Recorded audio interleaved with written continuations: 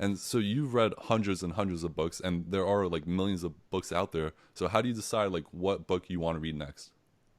Yeah, there's this biological principle of exploration versus exploitation, and try to turn back to that, whether it's business or work or investing or friends or reading. But there's this blend of chaos and order, of serendipity and sort of planning that I think is healthy. And it's a little different for each person, but there's a decent amount of serendipity in there where I come across a title or a person or a concept that just speaks to me for whatever reason, and I buy the book and just dig into it right away.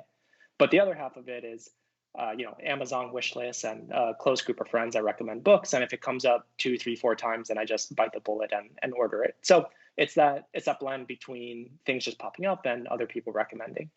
Yeah, and I think that's great advice. Like, yeah, if I constantly see a book that's constantly being recommended to me by people I trust or admire, it's like chances are that book's worth reading. And so I get your monthly newsletter where you kind of do a recap of all the books you read that month. And I know it's like consistently you read like anywhere from 5 to like 10 books, and that's a lot of books to read in a month. So I'm curious, how much time do you spend reading like each day, and how do you find so much time to read? Yeah, it's probably the question I get most often, Alex. And people think it's some superhuman effort and you're out on the outside looking in and it looks crazy. I understand that. I get that. But I can tell you, sort of being on the inside and being the one doing it, it's not crazy. There's no superhuman effort. I sleep 7 to 8 hours a day. I have an 18-month-old daughter. I have a full-time job. I have a couple other projects.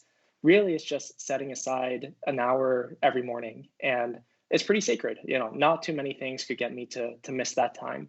And I think I'm just focused and consistent with it. Again, I was never the most talented tennis player. I'm not the smartest person, but I think I do develop good skills and good habits, and I just let that play out. And it's only been 7 years, in the grand scheme of my life. That's really not that much, and I think that will benefit me forever, whether it remains just reading or writing or other projects. But that consistency, day in day out, is for me what's made the biggest difference.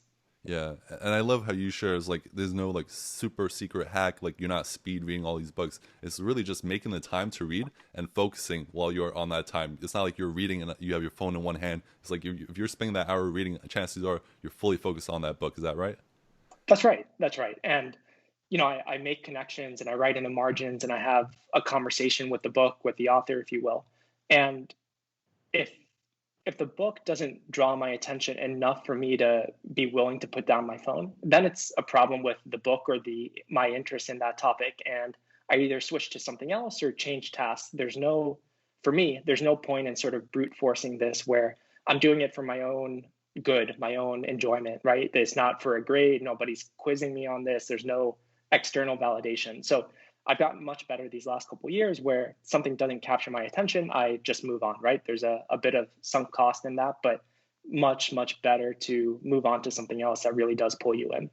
Yeah, and that's such a wonderful piece of advice because I feel like too many people they remind themselves of school where it's like you're assigned the book and you have to read this book. But yeah, like you just shared, if a book isn't interested or if you aren't interested in a book, it's okay to quit it because there are literally thousands, if not millions, of other books that you'll enjoy a lot more than the one you're currently reading. So that's a great piece of advice.